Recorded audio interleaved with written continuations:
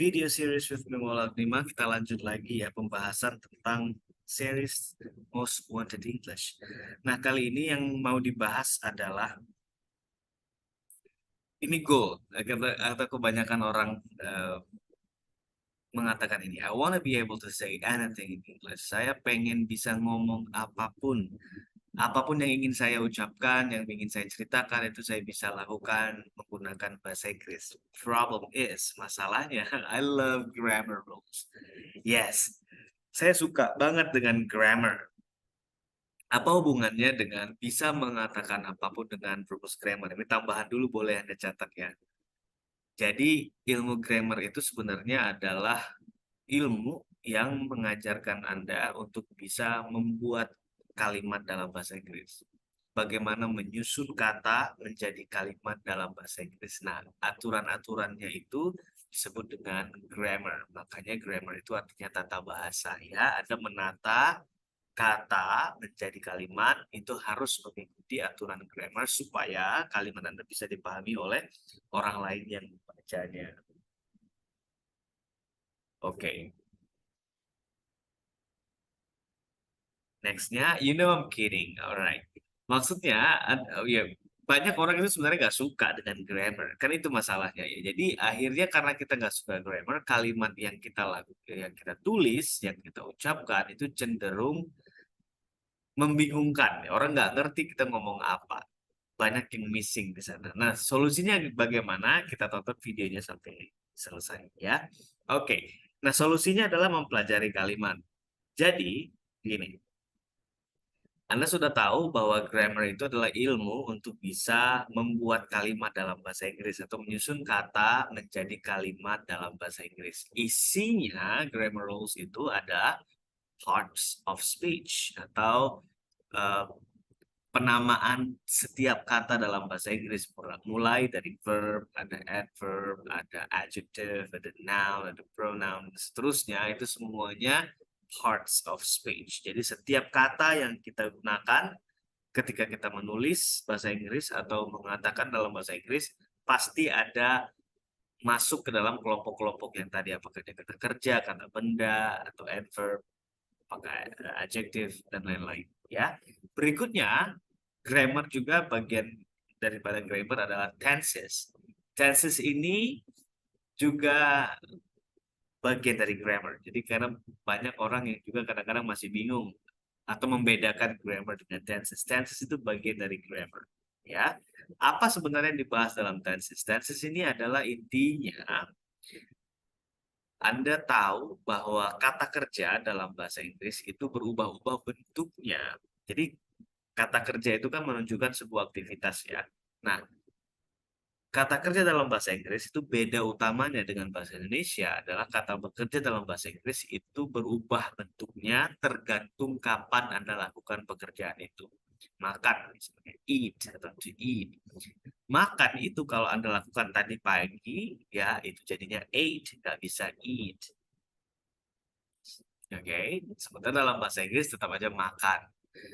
Kemarin saya makan gitu. Kita nggak pernah makan jadi makan gara-gara kemarin ada NN-nya gitu. Makan, makan. No, nggak ada. Dalam bahasa Inggris itu berubah. Jadi kata kerja dalam bahasa Inggris itu sensitif terhadap perubahan. Salah satunya tergantung kapan Anda lakukan. Oke? Okay? And then tons of the other rules. Dan ada banyak sekali aturan-aturan grammar yang lain. Nah, sekitar 1 menit saya menjelaskan tentang apa itu grammar. Kira-kira Anda mulai merasakan kebosanan atau tidak? Pasti, ya kan? Kayak, oke, you don't sound like Mr. Mola.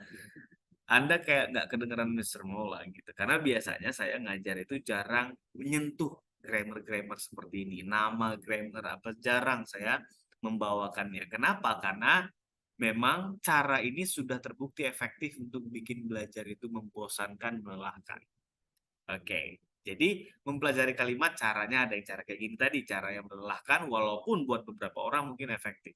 Oke, tapi buat banyak orang sulit. Nah, terus solusinya adalah ini.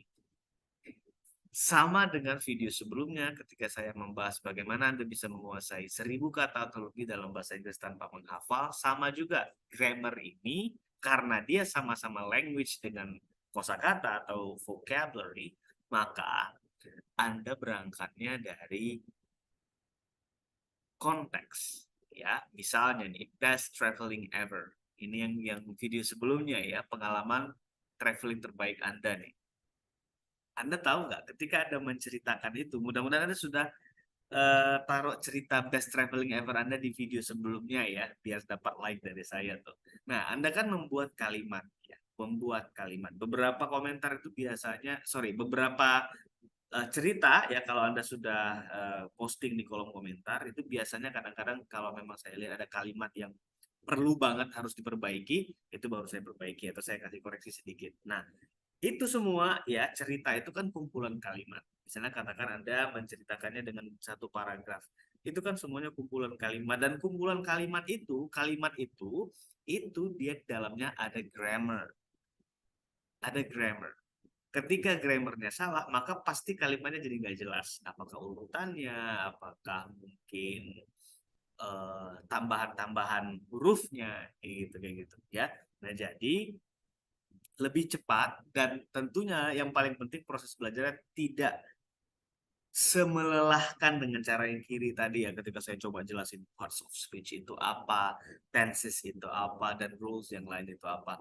Kan langsung kayak otak kita kayak diperas gitu ya. Tapi kalau menceritakan best traveling ever, walaupun Anda tersendat-sendat, tapi setidaknya Anda punya alasan kenapa saya harus tahu bikin kalimat dalam bahasa Inggris supaya saya bisa menceritakan pengalaman traveling terbaik saya. Nah, if you haven't already, kalau misalnya belum menceritakan best traveling ever, coba silakan tulis di kolom komentar ya. Dan untuk mempelajari kalimat, kalau ala saya ini ada 5 tools atau 5 hal yang Anda harus pelajari ya. Pertama, mengetahui bagaimana struktur kata dalam kalimat dalam bahasa Inggris. Menyusun kata menjadi kalimat dalam bahasa Inggris itu secara umum seperti apa? Oke, saya bocorin aja deh ya. SPUK sama dengan bahasa Indonesia. Intinya, selama kalimat Anda itu susunannya subject, predicate, objek, keterangan, atau pola kedua, keterangan dulu baru subject, predicate, objek, maka kalimat Anda secara umum itu sudah benar dalam bahasa Inggris secara susunannya ya. Oke, yang kedua, nah di sini mulai ada detail-detail kecil yang harus Anda perhatikan, yaitu membuat kalimat dalam bahasa Inggris, 3 jenis kalimat, positif, negatif, interrogatif. Oke, yang ketiga, kalimat verbal nominal. Yang keempat, aktif pasif. Yang kelima, baru tenses. Jadi 5 ini saja Anda kuasai, maka Anda sudah menguasai sekitar 70-80% grammar secara umum.